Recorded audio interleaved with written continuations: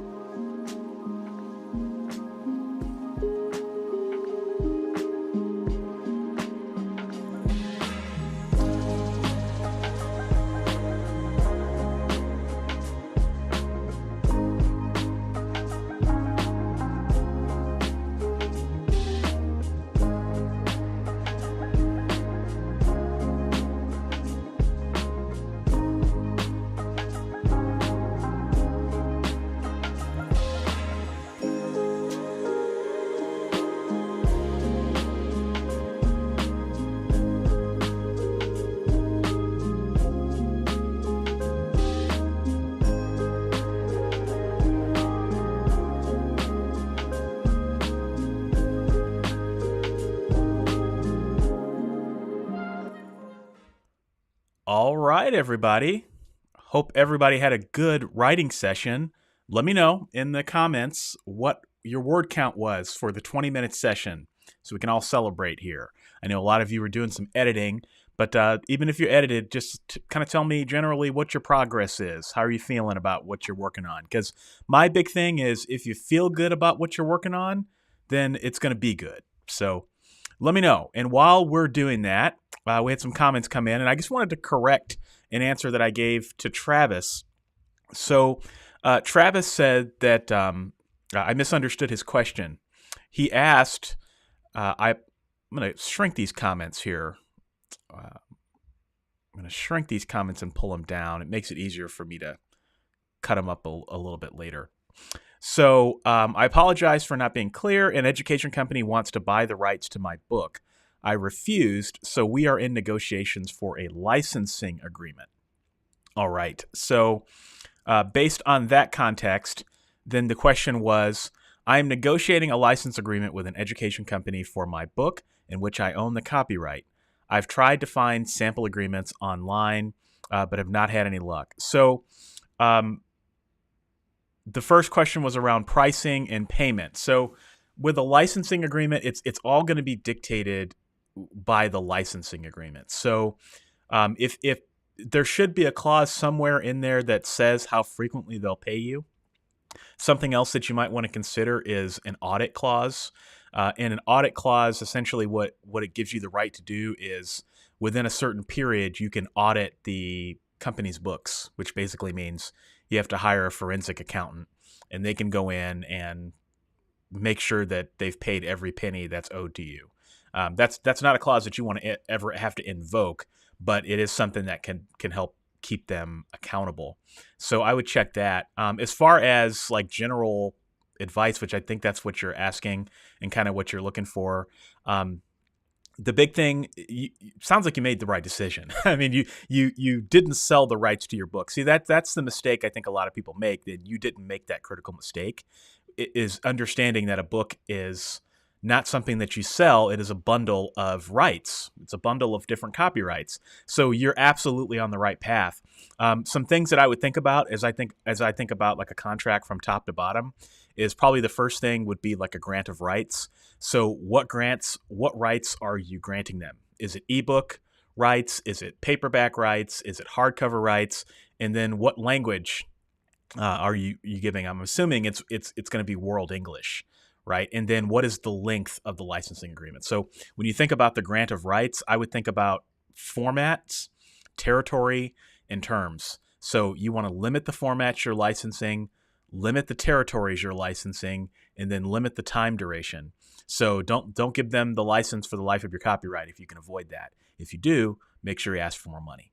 All right. And then I would also think about making sure there's no like hammer clauses like do not compete clauses, or a do not compete clause would say that essentially you can't publish any books that compete with the publisher within a certain time period. That can hamstring your career, because if you license a book to them and then you want to write some more books under that same pen name, they would potentially be able to stop you from doing that. So I would pay very close attention to that and make sure that you don't hamstring your output in the future. Trying to think of some other clauses that would be helpful to be on the lookout for. Just be on the lookout for any rights grabs. Just sometimes there'll be clauses. I don't know about the education space, so just I'm speaking generally, but just make sure that there's. I always like to think about contracts as thinking about every clause coming back to haunt you. Like treat every clause as if it will be weaponized against you. And if you think about it like that, you'll think about it correctly. So, Travis, if you have any more specific questions, let me know. I'm happy to answer them. But I hope that cleared up the clarification. But typically with a licensing agreement, I would not, I mentioned getting paid every month. I would not expect to get paid every month. Typically with an agreement like that, you're going to be getting paid quarterly, maybe, a couple times a year, maybe annually. So that's why having that accounting clause is really important, and be thinking about different ways that you can validate whether the book is selling and where would be helpful to you as well, just so that just keep people accountable. Okay. All right. let's read some progress here, and then I'll get to some more questions. Garance, 341 words. I'll blow this up a little bit. Garance, 341 words. Nice job. Mithrowin, lovely to catch this session. I'm currently planning to start writing, and I'm in stages of roughly outlining my cast. All right. Well, thank you so much. I appreciate the kind words. All right. Nicholas, 722 words. Draft work editing.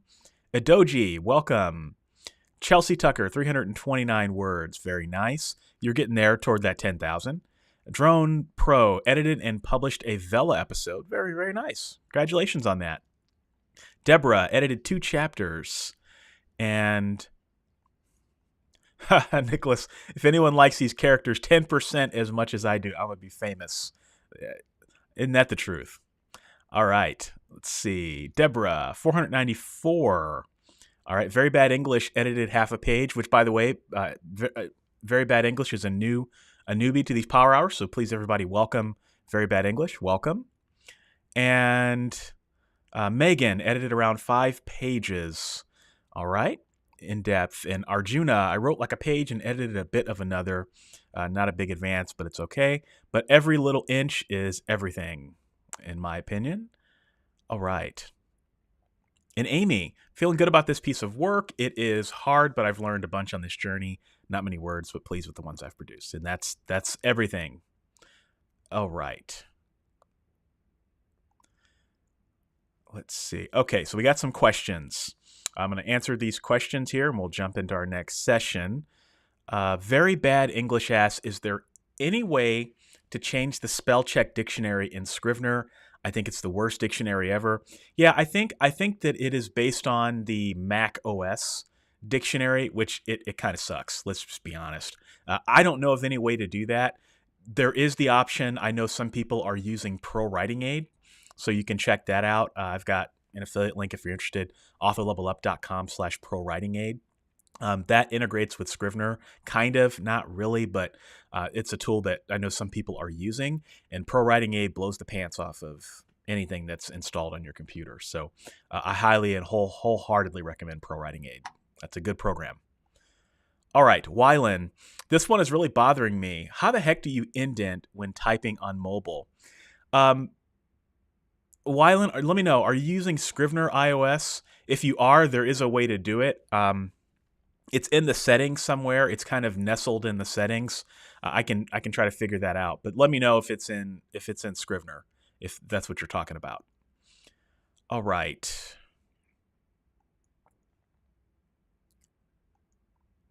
Okay, Chloe Skylar B. Bella. How can someone stop being lazy as an author when working on a novel or a book? Sometimes it's overwhelming. Well, the key is to keep yourself motivated. And everybody has different strategies for keeping themselves motivated.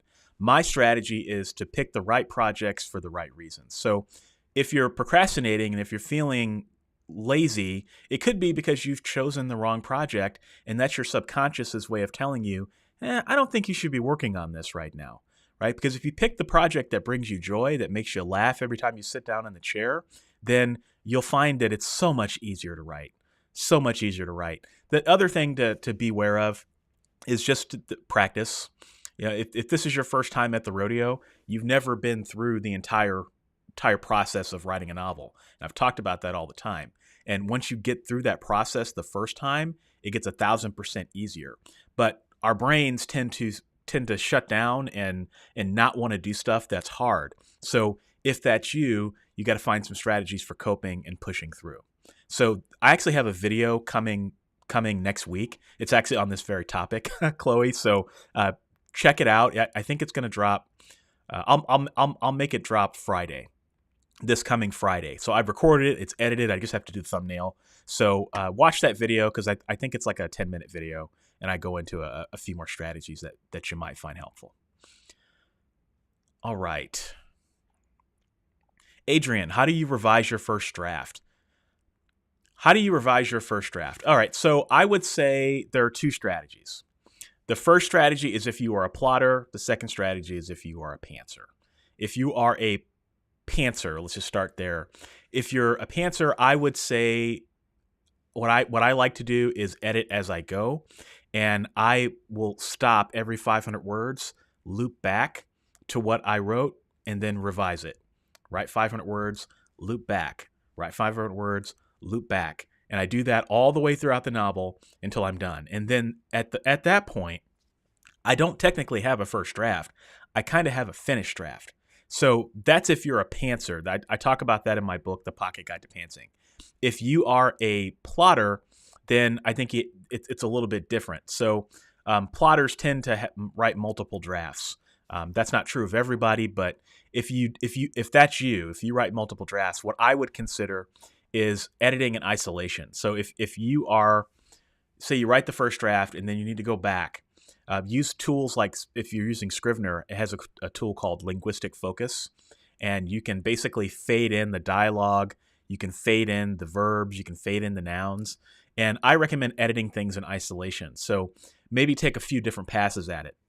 Look at the dialogue and then go back through and look at the action, the sentences that have action, and then go back through and look at the narrative. And if you do that, then it makes it easier, because then things start jumping out at you more, as opposed to just biting off the whole chapter and then trying to go through and edit. I just find, when I was writing multiple drafts, I found that making many passes and then focusing on one element with each pass and just going through it quickly, that helped me a lot. And then, taking breaks between each of those passes will also help keep your brain fresh. Because the big danger when you're editing is that your eyes start glazing over. And then when you start getting fatigued, you'll start off your session really strong, but then at the end of the session, you'll start to miss stuff. And that'll start showing up when you send the book to your editor. So taking breaks is really important. Okay. Felix Haley Keene Official. I'm working on my superheroine novel series about my main female characters being clone child of two women. How can I write them well? I need help. Well, I would say there's no difference. It doesn't really matter on the character. Writing a character well, I think, is the same regardless of who the character is or what their background is. I think you can never go wrong if you sing the following song. Write as much as you can through the eyes of that character. Make the readers feel like they're inside the head of that character. And how you do it is the advice that Dean Wesley Smith gives all the time, which is write in the five senses. Bring in the five senses through the eyes of that character. That will ground the reader in the character's head. And then at that point, once they're grounded, then you can start doing all sorts of stuff and they'll be along for the ride. So you can never go wrong when you sing that song. All right, let's see here.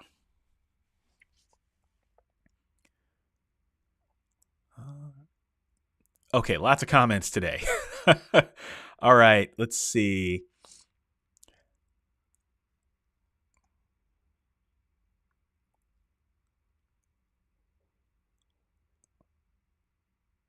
Sorry, folks, for the silence. I'm just looking through all these comments. So, Adoji says, brain shutting down when something is hard is so real. Yes, it is. It really is. Arjuna says, I stay motivated because I want to pull out of my head all the crazy ideas about my story because it's driving me crazy. Agree. Okay, Wyland, to follow up to your question, I use Docs currently. I don't know about Docs, unfortunately. You might be out of luck there. So if anybody also knows about Docs, please let Wyland know. And Deborah says, the Pocket Guide to Pantsing is awesome. Thank you so much. All right, we need to get to our next session here. We're a little over. So I'm going to start the next session, and we're going to get started, and then we'll come back here. So happy writing, everybody. I'm going to change the setting here real quick when we get into the scene, so we have another backdrop. So let's get started.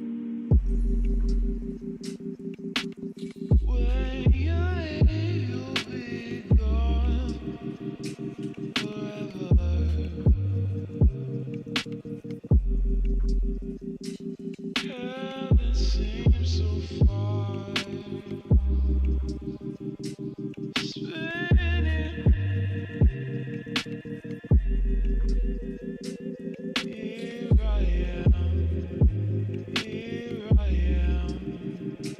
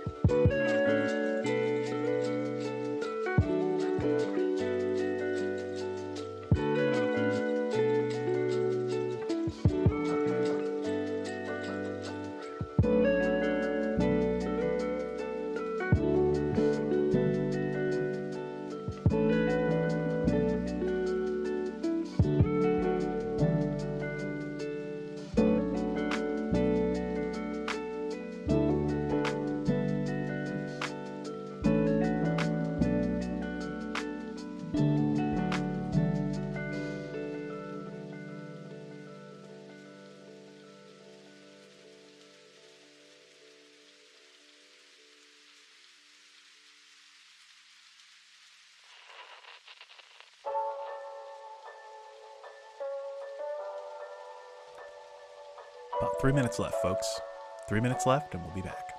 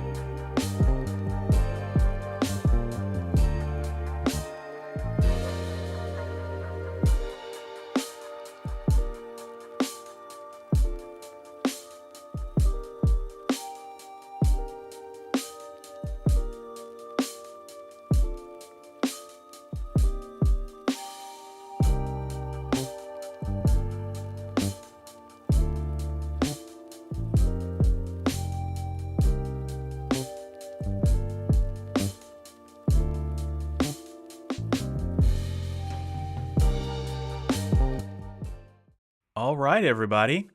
Let me know. How'd you do in your session? So I'm writing book 5 in my Good Necromancer series, and I'm at about 478 words for the day. A little slow, but I'm kind of multitasking. I'm kind of monitoring comments and stuff, so I'm not as focused as I usually am. It's been kind of a weird week for me, so it feels good to get some words in. So let me know how your word counts are, and then I'll answer some of the questions that came in. So Travis had a comment. The writing music for the first round was perfect. Well, thank you, Travis. The music in this video in these videos moving forward are from Chill Hop. So Chill Hop is a record label. I think they're based in the Netherlands, but they focus on just kind of chill music that's like a mixture of hip hop and jazz, and I dig it a lot. So next month I'll change the music up, change the graphics to be a little bit more spring. So I figure I'll change them every few months. But another thing I want to let people know is in case you didn't see it, you are more than welcome to watch this watch this video on replay. I know a lot of people do that. If you can't attend these writing power hours, you can always watch these on replay and listen into the questions and Q&A. But I did put together a late night chill hop mix of, it's like an animated graphic of me at my computer, and it's just 90 minutes of just straight music. So if you want to be able to get in the zone and concentrate and not have to listen to me every 20 minutes or so, it's 90 minutes of just straight chill out music. And I did it, I think about 3 weeks ago on my channel. I'll probably do a new one of those every 90 days or so as well, just to kind of change things up if you want to have a true a power hour for that too. All right. So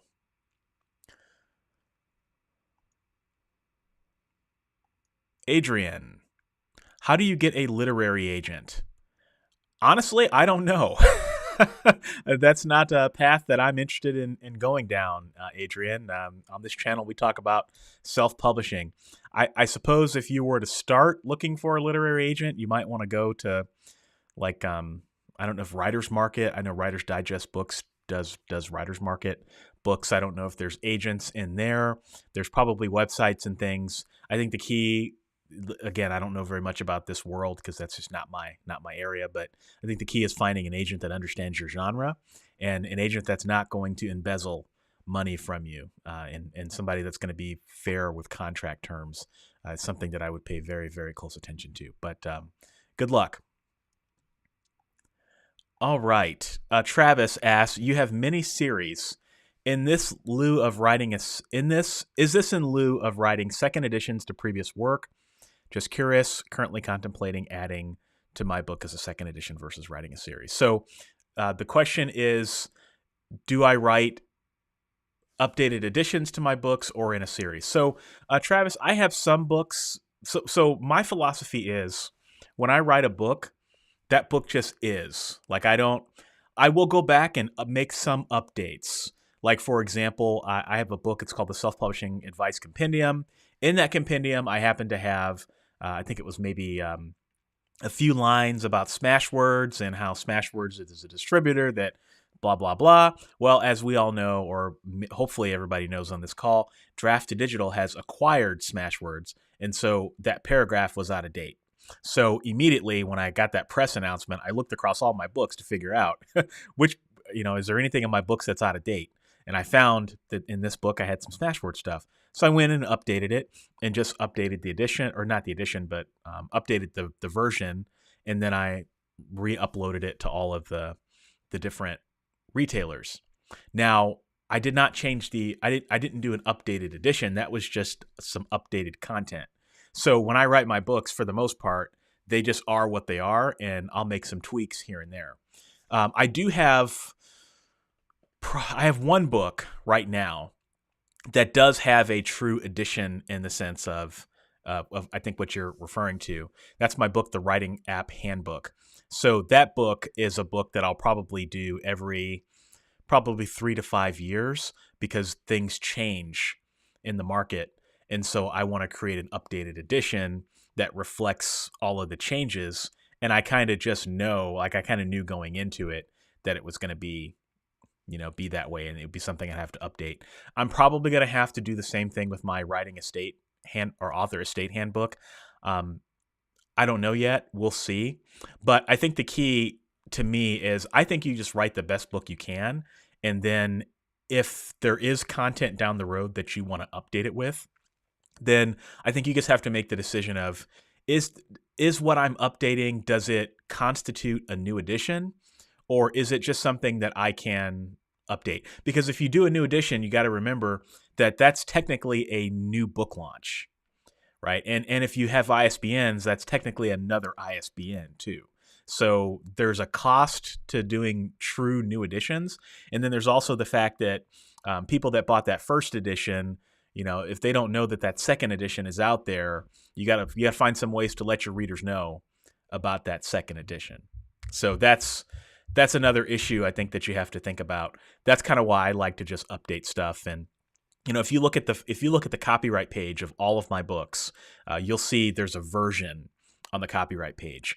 I keep track of all my versions. I've got like a change log, and I know with every version what I updated with each book. So that way it helps me stay clear. But yeah, if you're going to do editions, another thing I would consider is I would consider making sure that you make it clear that there's an edition on the cover. So that way, if you do need to do another launch down the road, you can change the colors or you can change the design a little bit so that people know when they see it that it's an updated edition. So super long answer to your question, but hopefully that answers it a little bit. A lot easier to not do the edition route personally. Okay, let's see here. All right, everybody's doing great. Let's see. All right. Okay, I'm just flagging some questions here. Adoji 389, very nice. All right, Megan, 4 to 5 more pages edited, again in depth. All right. And Wylan, I wrote an additional 10 words, but I'm trying to figure out these characters' voices. It's a new style I haven't tried writing before. Well, that's always fun. It's always a good experiment. You'll learn something regardless of how it shakes out. Chelsea got another 401 that time. Very nice. Well, I'd say are you close to the 10,000? Maybe you'll get there. All right. Nicholas 741. Drone 508 words in my self-help guide. All right. Ruth, I value these sessions so much. They help me get the difficult bits of my work in progress done. Well, thank you. Thank you, Ruth. All right. Very bad English. Finished editing that page. Very nice. Deborah, one more chapter edited. Liz, I forgot. Liz, you asked a question. I just wanted to make sure that I answered it. Liz asked when the next Power Hour is. I'll say it again at the end of the broadcast, but the next Power Hour is Saturday, April 2nd at 10 a.m. So April 2nd. We're in a really good stretch of the year where there's not going to be anything that affects the date of the Power Hour until we get to about July. Then we'll probably have to do the second week in July. But first Saturday of the month for the foreseeable future here, which is great. All right, Wylan, the writing music video is awesome. I listen to it all the time when writing. Well, hey, awesome. Awesome. All right, everyone's doing great. I don't want to miss any comments here, but I do want to make sure we get to our third session. I see there were a few questions that came in, but I'm going to hold those until the end if you guys don't mind. And then because we're a little behind. So I want to get to this third session here. And then, as you guys know, I will stay on and answer all your questions. So don't worry about me not answering any questions here. All right. So let's get on to our third writing session. Let's get it. And final chance here to get those words in. And let's do it.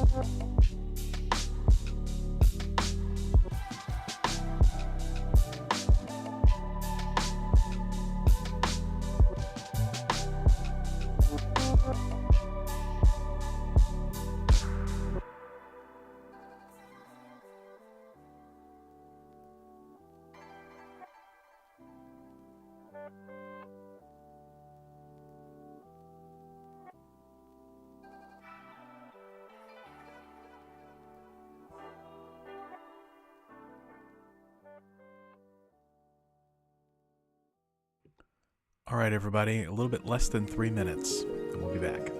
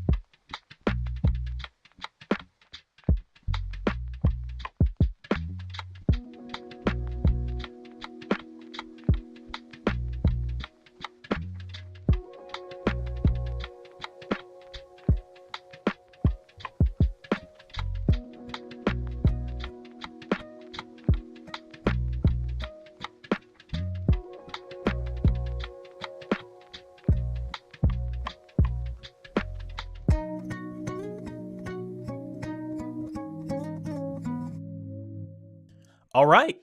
How did everybody do? Let me know. Give me your word count for the third session / your word count for the day. Want to know that. So hope everybody had a productive writing session and got some words in. And I hope this session was helpful to all of you to do that. So let me just hit some comments real quick while all of you are pulling those in. Wylan asks, is there anything that, as a reader, ever bothers you in other people's works every time you see it, even if it's not technically wrong? Yeah, sometimes. I mean, I'm. You can kind of tell when a writer doesn't do their due diligence, especially when you're writing a novel. If there's, repeated sentences or just stuff that logistically doesn't make sense. I remember.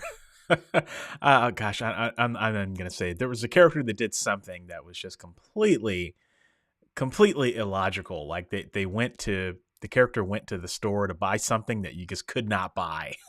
Like it didn't make any sense. Like, yeah. So I sometimes when I'm listening to audiobooks or reading a ebook, I can hear myself thinking, there's no way that's possible.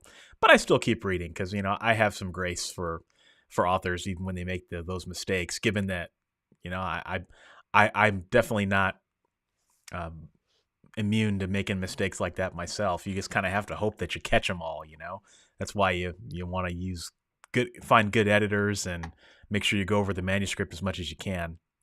But yeah, I mean, inconsistencies with stories is always one of the things that jumps out at me. All right. Travis, if a reputable publishing company offered you a contract, would you ever write a book for them at the expense of not owning your copyright? Is their marketing power worth it? Well, Travis, I think the true answer to your question lies in the last part of your question, which is the marketing power worth it? If you are a self-published author, you're expected to do everything. You have to do everything. You've got to write, do business, market. Every success is on you and every failure is on you. I think we all understand that. If you are a traditionally published author, you're still expected to do the majority of the marketing. The publisher can choose whether they give your book marketing push or not. And the reality is that the majority of the books that are published out of New York and other places are just not, they're not given that marketing push that we all think. We all see it. We see people on Good Morning America and all these other tours to go speak about their books. But the reality is not every author gets those opportunities. So at the end of the day, you're going to be expected to do the marketing too in order to make sales. And by the way, you're going to make a heck of a lot less than you would make if you had self-published it. Now, there's no doubt in my mind that sure, publishers have a reach. They have an easier time, maybe, if they want to get your book into bookstores. They have an easier time, if they want to get your book into other formats like audio or hardcover or maybe even, licensing translations and such. But, those are all things that you can do yourself too. And yeah, so anyway, to answer the first part of your question, if a reputable publishing company offered me a contract, would I ever write a book for them at the expense of losing my copyright? The answer is, I don't know. Probably not. They'd have to come to me with a sweetheart deal, because there's just some lines in the sand that I'm just not going to cross. The first line in the sand is I'm just not going to sign a do not compete clause. Like if I want to write 10 to 15 books a year, I'm going to write 10 to 15 books a year. And there's not a single amount of money that you can pay me to stop me from doing that. So I'm not going to sign a do not compete clause. That's just, don't even contact me if you're going to offer that in the contract. Second thing is, I'm not going to give away rights to formats that the publisher's not going to use.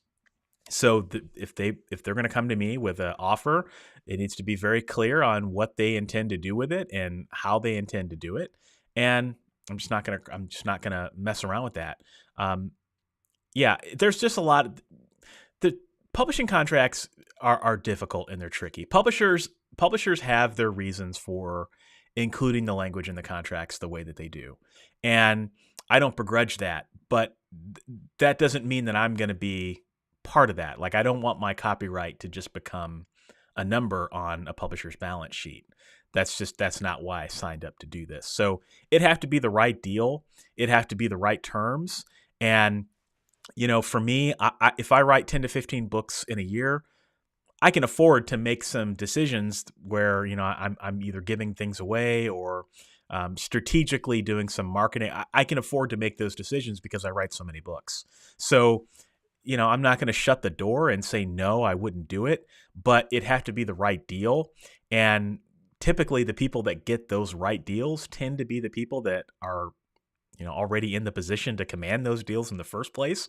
And as somebody I have a brand name, but I don't have a Dean Koontz brand name. It's just unlikely that a publisher would, a reputable publisher would want to amend their boilerplate language unless I had a killer book. So I know it's a long answer to your question, but I'm a big fan. My great grandmother used to always say, never say never. So I'm not going to say never, but probably not. Okay, Liz said you should do a master class. I enjoyed your talk at the Writer's Digest conference. Well, if the master class folks want to talk to me, I'm open to it. In the meantime, I'll probably do my own courses. I do want to get back to doing some courses. The first two that I have on my site, those were kind of test runs. Those were kind of just to get the kinks out, to figure out the process of, doing a course. But at some point, I am going to get back to doing some more courses. All right, Amy Downs, I love the sense of community. Thanks for these. Live is so much better than the recording for me. Well, hey, I agree. I love doing these live too. And Brian Tells Tales, do you have an Instagram? I do. It is at Michael Laron, but I will be honest with you, I'm not on Instagram much. I'd be shocked if I was on Instagram more than once a year. So just not a major marketing vehicle for me. All right, let's see how everybody did here. All right, Nicholas 752, Adoji 561, Nicholas 2,223 for the day. Very nice work. Drone Pro 503, 931 for the day. Not bad for your first power hour. Deborah, another chapter edited. All right. Chelsea, less than 1,000 to go. All right. Well, good luck. I hope you get there, and hope you enjoy that soccer for the rest of the day. And Deborah, 903 for this session. I was writing while you were talking at the last break. Hey, do what you got to do. And Arjuna, I was reading and writing about a clinical condition I don't have. I'm not sure about being sensible while discussing some diseases like cancer. Yeah, that's always tough.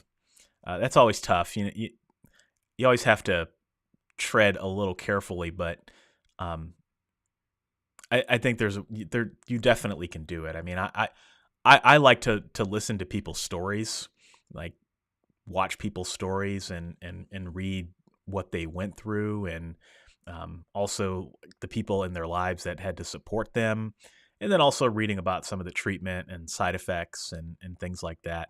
But usually when I refer to like a devastating illness like that, I'm usually referring to it in passing. So you kind of bypass that. You don't have to go around, or you don't have to go through describing everything. But if your character is dealing with it, then that's a different story. It requires a little bit more finesse. Yeah, Arjuna, you have an important comment here. As long as I'm respectful, nobody will be offended. But on second thought, I will avoid it in the future. Yeah, no matter what you do, there's going to be somebody that's going to be offended. There's just be prepared for that. There's nothing you can do. Like, your respectful is subjective. Your view of subjective is somebody else's, tripwire. So just be prepared for that. I mean, I think you just have to. You're obviously doing the research, right? So I think you just have to do the best you can, research it as much as you can. If you can, maybe talk to a few people, like in person or online, to get their experiences. Do the absolute best you can, release it out into the world, and come what may. And that's true of anything, whether you're writing about a medical illness, whether you're writing about a race of a person that you're not a part of, whether it's talking about life in another country. There's just no shortage of different areas where you can find yourself in unknown territory. And I just think you have to do the best you can, and you just know that there's gonna be somebody out there that's gonna hate your guts. But that's humanity. That's humankind, right? So good luck with that. All right, Wylan, what are your thoughts on movie show adaptations of your work, if you ever get a chance, if you ever had an offer? Well, I would love to talk to anybody in Hollywood or in TV who would like to make an adaptation of my work. I'm always open to that. I'm not going to ever shut the door on a TV show or a movie for any of my works, but the terms got to be right. I'm just not. I'm not going to sign some crappy contract that hamstrings the rest of my career. I have too much of a vision and too much of what I want to accomplish. And so if somebody wants to talk, I'm always going to talk, but that doesn't mean I'm just going to sign a contract. So one of the things that I've learned over the years is that this is a business transaction. For a lot of authors, it's when they get those offers, it's like, oh my God, and then they stop thinking. You can't stop thinking when you get something like that, no matter how exciting it is, no matter how many zeros are behind the numbers. You've got to remain cool-headed. And how can you take an opportunity like that and use it to leverage future opportunities? Let me give you an example. So the franchise Where in the World is Carmen Sandiego? I used to watch that all the time when I was a kid. Anyone who grew up in the 90s loved that TV show or the game show. And that inspired me to want to compete in my own geography or my school's geography bee and all that stuff. And if you look at that franchise, it's kind of masterful how they've mastered licensing copyright. So it began as a computer game, and everybody bought that. And then there were different spinoffs: Where in Time, Where in North Dakota, Where in Europe is Carmen Sandiego, all this stuff. And then they had a TV show, and the game show was so popular that they just poured gasoline on everything else. And so next thing you know, there we're in the World of Carmen Sandiego books. There were T-shirts. There was the Rockapella album that came out that everybody loved, that everybody had in the 90s. And then you didn't hear about Carmen Sandiego for a long time. And now they brought it back. So they actually just brought it back. And my daughter, who's 7 years old, is hooked on the franchise. She got one of the interactive caper novels and absolutely loved it, is watching the series on Netflix. So when I think about like offers, like to go back to your question, Wyland, when I think about offers that come to me, I'm thinking about that. I'm thinking about how whatever offer is sitting in front of my table or sitting in front of me on the table, how is that going to help me with the next phase of my career? So you almost have to look a little bit further past the actual offer and think about what it actually means for your career. Because to me, I would love to make a television show, not because I want to see my name on the marquee of a television show. I want to do it because I know how many books it's going to help me sell as a result. So anyway, if you think about that, you'll do it correctly. I'm long-winded today. I don't know what it is. All right, let's see. Travis, I got to say thank you, my friend. I really appreciate the super chat. $10, pair jumping up and down and saying number one fan. Well, thank you. Thank you. And it's funny, I can't actually see the super sticker, but I just get the description. So I'm visualizing that pair jumping up and down. So thank you again, my friend. Appreciate it. Christina, how do I stop overthinking my writing? I've been trying to just write without worrying so much, but lately I can't shake the fear that I'm doing everything wrong. Very good question, and an important question. So you feel like you're overthinking the novel. You feel like you're worrying about making a misstep. So I would ask, where is this coming from? You know, where is it coming from? Christina, I think you've been in my community for a while. I would be curious how many books you've written. Is there like was there something that happened with like a review, or did a reader say something? Like, why is it that you're doubting yourself? You know, and I think you have to be honest with yourself when you ask that question of why is it you're feeling that way? Because there's some root cause. I don't know what that cause is, but there has to be some root cause to make you feel that way. And I would say, you know, when I talk to people, I always try to be sensitive to like what people are dealing with, right? Because in some respects, it could be that you're feeling the way you feel because there's just you just need to motivate yourself, and there's some things that you need to do, you know, on your work on yourself that you need to do to stop feeling that way. And I try to give as many strategies and tools and things to help people with that. But on the other end, there's also the fact that you have to kind of be sensitive to it, and that sometimes you can't turn your brain off. I mean, sometimes when you're overthinking things or you're worrying about things, you can't necessarily turn it off. And that's something that requires a little bit more intervention. So I want to know what that, or you don't have to tell me. I don't want to say that but I just want to be curious to what that root cause is. If it were me and I was overthinking something and I was constantly worried about making a mistake, what I would do is I would push out the work as soon as I could. You know, whatever anybody else thinks, it doesn't really matter. I would do it just for my own self-preservation and dignity. I would just get the work done, even if it's not perfect in your eyes. Publish it, because you never know what people are going to think about it until you actually publish the book, right?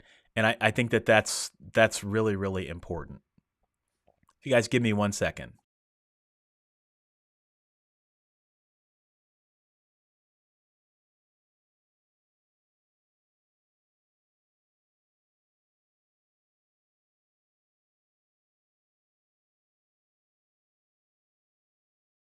All right, everybody. Sorry, my daughter came.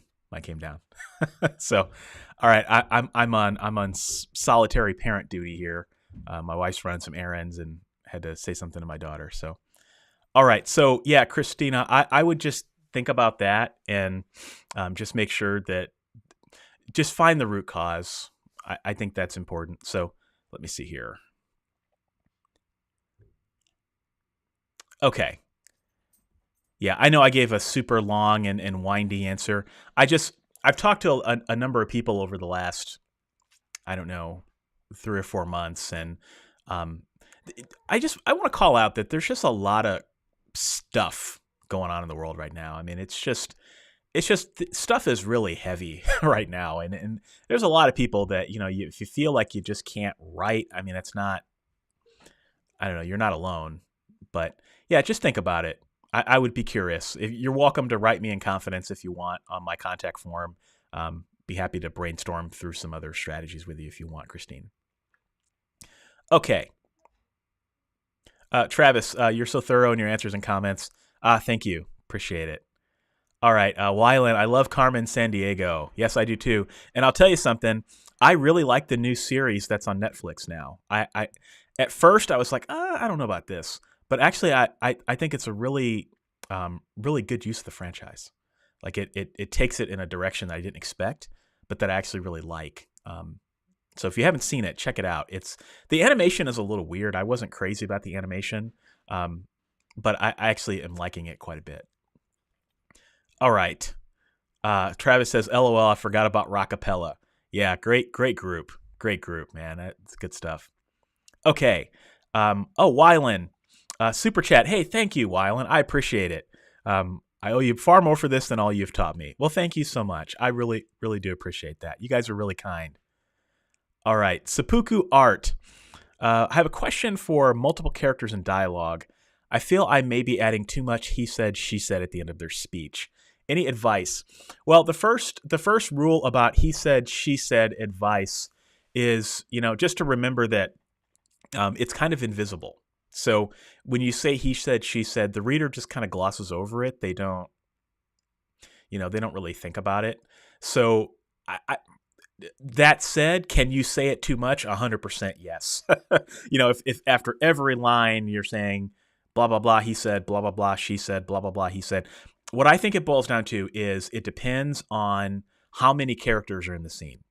If you've got 2 characters in the scene, that's a lot easier because then you can sometimes get away with leaving off a tag every couple lines, especially if your characters are speaking distinctly. So if you've got one character that's got maybe an accent or maybe they use a word that, okay, if the reader hears that, they know that Joe said that, for example, then you can kind of get away with it. Another thing that helps is, when you're talking to people, you're constantly getting interrupted.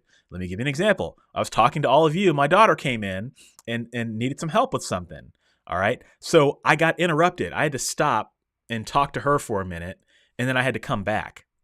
When you're talking to somebody, you're not just standing and talking to them and you say this and then they say this and then you say this and then they say this. You're probably doing something, right? Maybe you're driving in a car. Maybe you're eating dinner. Maybe you're making dinner. Maybe whatever, right? So if you can kind of focus on that and then focus on those interruptions, that makes the dialogue a little bit more organic. And then that gives you things to put in that make it, that help you dilute the he said, she said sort of stuff. So think about that. It's kind of fun. It's kind of fun. I find that 2 people in a room is always the easiest dialogue to write. Now, if you've got more than 2 people in a room, that's when it starts getting more complicated. Like, for example, I lately, the novels I've been writing, I've been, I don't know why I've been doing this, but I have a lot of characters on stage. Like this last novel I wrote, book 4 of The Good Necromancer, there's like 5 characters in a scene, and it just gets insane. And the key there is just to always make sure it's very clear who's speaking. But you almost you have less of that problem because it's not really it's less of a he said, she said thing, and it's more of a, I don't know, Bo said or Lester said or whatever. You have to kind of name the characters, and that can get a little tedious too. But remember, just keep in mind what everyone's doing. If you got more than 2 characters in a scene, they better all be doing something, because it gets really hard to, okay, person A said this, person B said that, person C said that. That just gets tedious too. So I guess my power tip, or the thing I would focus on, is just making sure that the characters are doing something, and that will help you. That'll help you with this problem. Okay. On editing, some of my scenes don't seem to have the emotional impact that they had in my first draft. Like a scene in my first draft literally made me scared, but not so much on editing. Very bad English. I would suggest that that's your mind playing tricks on you. When you're writing something, you're always going to be more emotional in the moment. It's when you step back, you're gonna see it differently. So I would not let your mind play tricks on you in that regard. I think if you felt scared while you were writing it, then the chances are pretty high that the readers are going to feel what you felt when you were writing it too. I think when you're editing, the key is to focus on, is my content married with my form? So for example, if the content that you wrote made you scared, what is it about that content that made you scared? Was it just the idea of it? But then you got to be thinking about, okay, how is this going to make the reader scared? And then you can start thinking about things that matter, like word choice, paragraphing, how you're describing certain things. And you can start in your editing to draw out what it was that made you feel that way in the beginning. So focus instead on not what you think about the work, because you're always going to be the worst judge of your work. Focus instead on, okay, I felt this way when I was drafting it. Is what I'm writing matching how I was feeling? And then if you can connect those things, or do the best you can, then hopefully that will connect with the reader. That's how I would think about it. Okay, let's see. Wylan, why do so many of your characters prefer strawberry soda as their go-to beverage? Your book's got me drinking it now. Wylan, I'm only familiar with one character that drinks Actually, no. I think there are 2 characters that drink strawberry soda. One of them is in my Android X series, my character Shortcut. That's one of my character tags. He's always drinking strawberry soda. And then I think I have in my Magic Tracker series, one of the supporting characters, Darius, likes strawberry soda too. I don't know. I have not. All I know is that there has not been a character that has drank strawberry soda in my books for like 5 years. So now that you said that, Wylan, I might put strawberry soda in one of my next novels. Okay, Adrian, how to overcome revision fatigue. Biggest thing is to take breaks. Take breaks. When I'm doing any kind of heavy revising, I like to try to work for maybe about 30 minutes. And then I take a break and go do dishes or walk my dog or something. And then I come back, because it is real. It is a problem. Other tips to help you avoid the revision, like I said earlier, editing and isolation, because then you don't have to focus so much on everything. Another thing that could potentially help you is editing in a different place than where you wrote your book. So if you wrote your book in your room, maybe go to a coffee shop. Just kind of being in a different area, a different space could help you. If you drink caffeine, caffeine can certainly help you. I don't recommend drinking a whole bunch of it, but maybe a cup of coffee while you're editing is not going to hurt. And then just kind of the basic stuff, just making sure that you're getting plenty of exercise and plenty of sleep. Editing when you've gotten lack of or not enough sleep can be problematic. So I would only edit when you're in the right mindset to do it. So if you're feeling tired or you're feeling like physically fatigued, I would suggest that maybe you don't edit, because everything you look at is probably going to look 10 times worse. So just do the best you can to cultivate the right mindset and just try to stay positive while you're doing it. Those would be my tips. All right. Wyland says, yeah, the Netflix Carmen Sandiego is amazing. It's like CS meets Kim Possible. I forgot about Kim Possible. That was a fun show too. Okay, Nicholas, it's really hard to keep it clear for the writer when there are so many people on stage at once. Yes, you are 100% correct. Very difficult to do. And it's something I've been experimenting with, I think, because I've seen so many mega bestsellers do it. And I just wanted to try to see if I could do it myself. Don't know if I succeeded or not, but yeah, it's a skill. But I would argue that it's also a critical skill because there's a period in every novel inevitably where you're going to have multiple people on stage. So being able to juggle people on a stage when you've got a lot of things going on and a lot of characters and competing interests, I think is a critical skill to learn.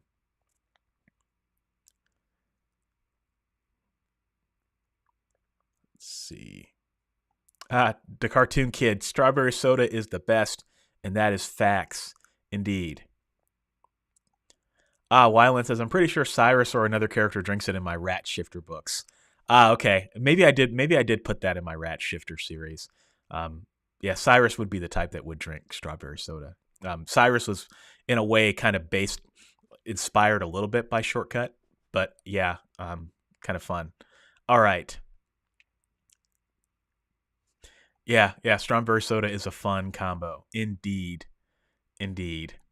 Well, if you guys have any more questions, keep them coming. I'd be happy to answer questions. I did want to let you know that the next Power Hour will be Saturday, April 2nd. So Saturday, April 2nd at 10 a.m. Central Time. We'll do the same stuff. I'll have more music or new music, new art, and that'll be fun. Just want to let everybody know as well that I've got my author estate handbook. authorlevelup.com/estate will help you organize your affairs. Certainly your heirs will appreciate your being organized. And I've also got another book called the Author Heir Handbook. So you can check those out if you are interested. I forgot to mention to everybody that yesterday I was on the Self-Publishing Show podcast with Mark Dawson and James Blatch.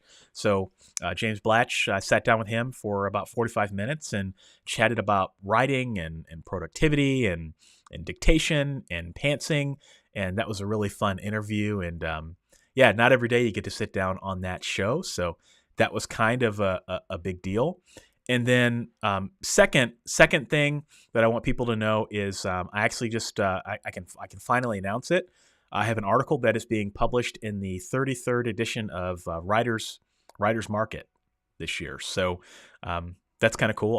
I'll link to that in my blog post tonight. But a pretty cool licensing opportunity. I know, Travis, we were talking about licensing. That was a pretty cool licensing contract that I signed. So yeah, good stuff.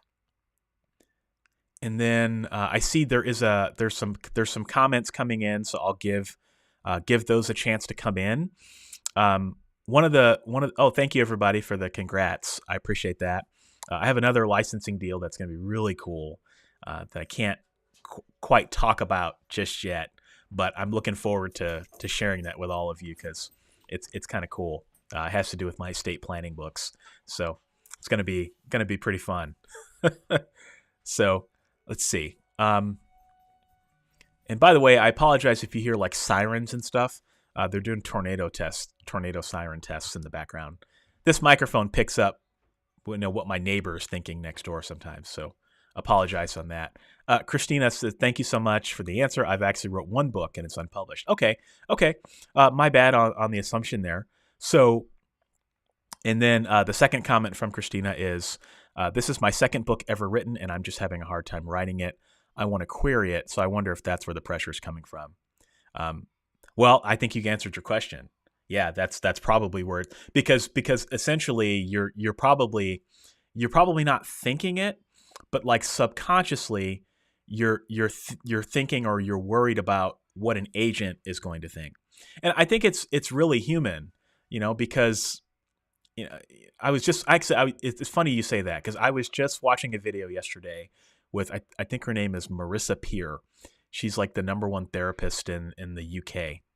And she was talking about this very thing about how when we create or when we want to do anything, like public speaking is the #1 fear that, humanity has, public speaking. And it's actually not the fear of public speaking. It's the fear of being rejected. Because there was the time not that long ago, she uses these words, there was a time not that long ago where being rejected from a tribe could be deadly. We humans we're very tribal, and we have to find people, or long time ago, we had to find people that were like us and who accepted us. And if we got rejected by a tribe or banished from a tribe, then we could die, and in some ways, we still kind of do that as humans. We still try to banish people and cancel people, but I guess it's a little bit different. You don't necessarily die if you get canceled, but I think we still have that fear, and the good thing is that, if you get rejected, it's not the end of the world, especially if an agent doesn't want to read your manuscript or doesn't want to accept your manuscript. But yeah, I maybe think that could be where it's coming from, Christina. And the question I would ask is, if no agent accepts it, is the manuscript still enough? My answer to you is that it is. And you may want to think about self-publishing. Just remember that just because 10 people across the world don't want to read the book or don't want to accept the book doesn't mean that the book is not adequate. And just remember that just because there's some agent that doesn't accept it doesn't mean that there's not going to be a reader that won't. So just keep that in perspective, and good luck. All right. Thank you for the congratulations, everybody. Seppuku Art says, I plan on recording my novels. What microphone do you recommend? I don't recommend this one. Let me put it that way. This is a great microphone. I like it. It's just a little on the quiet side for me. I don't. There's things about this microphone I don't like. This is a Scarlett. This is not Scarlett. This is an Audio-Technica AT2032. Great microphone for podcasting. If I had to do it again, I would buy a Shure SMB 57. That is the mic that you see everybody use. My buddy Dale Roberts, I think, just got one or has had one for a while. It's the radio announcer podcaster microphone. But the great thing about it is that it's a dynamic microphone. This one is a condenser mic. I would not buy a condenser mic for audiobook production. Huge mistake on my part.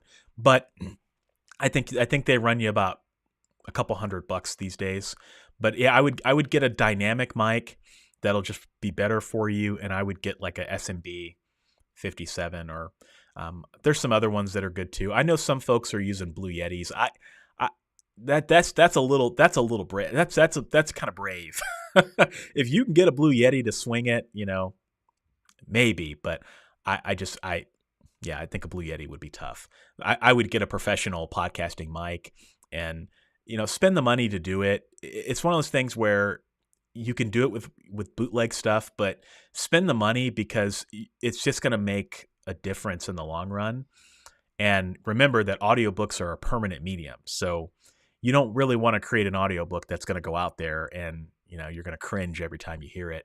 You want to try to do the best you can to create good materials. And half the battle is the equipment. The other half of the battle is your technique. So your technique is equally, if not more important, because learning how to take the right breaths, to kind of juke away from the microphone when you have to, when you're doing certain things, how close you need to be to the microphone. All of that is just as equally as important as your gear. And frankly, I think there are probably some narrators out there that would say that your technique is actually more important. So yeah, SMB 57B or whatever, you can look it up. That's probably what I would recommend. All right, Wylan, will we ever see more of X and Shortcut? The Android X trilogy stands high on my all-time favorites. So does Galaxy Mavericks. Well, thank you. I appreciate that. I've played around with the idea of giving Shortcut his own series. It's always been something I wanted to do, and there's some more I want to do with X at some point and Jaslyn, but it just kind of depends. It's one of those weird things. It's like I want to return to this series, but it's like, man, I'm so much of a better writer than I was when I wrote that series. So it's like, will they be radically different? I don't know. I'm just kind of thinking out loud here. But yeah, I do want to write a series. It was going to be called Android Shortcut, but we'll see. We'll see. Wylan, if I do it, you'll be the first to know. Okay. Adrian, how do I find free writing groups, critique partners, and beta readers of your genre? Well, I would start with like a Goodreads. Goodreads is a good place to start, and then ask around. I mean, find other self-published writers in your genre and see if they're willing to work with you. I've never heard of a paid writing group. I mean, I guess there are paid coaches out there, but you guys know how I feel about coaches. Critique partners. Yeah, I mean, I think I would start with someone who's in your genre, who's maybe on the same level as you, maybe somebody that's got just a few books or maybe no books. I mean, it just kind of depends on where you are on your journey, and ask if they're willing to trade manuscripts back and forth. The thing is, though, and this kind of gets back to the motivation piece, is when I started writing, I did do some of the critique groups and things, and I just walked away disgusted from critique groups because I just didn't find them helpful personally. They were nice people, but they just didn't understand what I was trying to do with my career, and you have to be wary of that. I think it's easy to join writing groups with people that maybe they have different aspirations with their writing. There's a lot of people who will just never do more with their writing than they're doing now, and that's cool. If that's you and you're on that level, then that's probably your tribe. But if you're trying to be a successful author and you're with a critique group or a writing group of people that they don't care about becoming successful authors, or they're stuck in self-doubt, then you're really not going to go anywhere. You're just going to kind of go in circles. And the other issue is writing by committee is not a way to write. So if you give your manuscript to somebody or a group of people and they give you all this feedback, well, now you've just invited all these people into your creative space. And I don't know. I'm a big fan of keeping that space sacred. You guys very, very rarely ever see any early draft work from me. I just don't do it. And if I do it, it's probably behind a paywall, because I want to make sure that the people who do see something like that are not going to be pessimistic or anything like that. So I don't share early versions of my work for that reason. I release the work when it's done. And when you work with a critique group, there's always that risk that when you invite those people in, they shape the work in ways that can actually hurt the work. So I'm not saying that there's anything wrong with the critique group, but I am saying that you have to find the right people. And finding the right people boils down to, one, do they have the same aspirations and goals as you as a writer? Two, do they have the same worldview? Meaning, if you're pro self-publishing, are they pro self-publishing? If you're pro this, are they pro that? I mean, that's kind of critical. And then the last piece is, are they going to give you feedback that is constructive, or is their goal to just tear everything that they see down? Because there's always that one person in a critique group. It's another reason I don't do critique groups. So find your people is my answer. All right. Okay. Seppuku Art, what is your favorite novel or series so far that you wrote? I don't really have a favorite series. I think I get asked this question all the time, and I think my answer is different. There's always a space in my heart for every series that I write. And the main reason for that is because when I write my series, I put every inch of my being into them. And then when I publish them, I kind of forget them. Like Wylan was asking me, about my Android X series. Like, I remember the characters, but I don't remember what happens in the series. Like it's kind of maybe it's my superpower. I just completely push it out of my brain and forget what it's about and what the stakes are. So every series I think has a special place in my heart, and I don't know. I don't have a favorite. There are some series that I think like. There's one character, like my last Dragon Lord series. Every series I've written after that, you always see a black dragon in some form or fashion in every series that I've written ever since. It's, I don't know, like an Easter egg or something, but like there's always a black dragon cameo or something. And even in series that don't have the dragons, I mean, I have one character in my Rat Shifter series. My main character's sister, she's got a black dragon tattoo. My character Lester in my Good Necromancer series has a black dragon air freshener. So I don't know. It's just kind of a fun little Easter egg little thing that I do. But yeah, I love all my series. And I know it's a cop-out answer. All right, Adrian, who's your favorite author? I have a few favorite authors. Ray Bradbury is always at the top of my list. I'm a big fan of Michael Crichton. I like Dean Koontz a lot too. And I'm trying to think of some others. Ken Follett, everything I've read from him has been great. I like Nora Roberts a lot too. I mean, just in terms of like mega bestsellers. Jim Butcher, anything he reads, I tend to, or anything he writes, I tend to read. I'm trying to think of a few others. Yeah, I mean, I read pretty wide ranging. So, but those are the ones that come to mind. I've got probably a bigger list that I could probably release. But I almost exclusively these days study the mega bestsellers, and the reason for that is because they're the best. They're the best operators of the English language writing right now, and by reading them, I feel like I can learn a lot. All right, Wyland says, I don't mind if having a newer style if you write more in the Android X series. Okay, well, thank you. I appreciate it.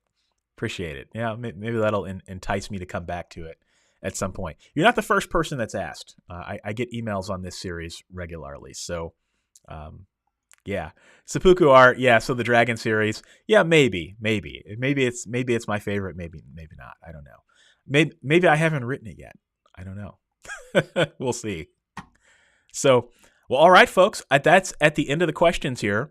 Great power hour, great questions. I always love answering your questions. So Saturday, April 2nd, we'll be back.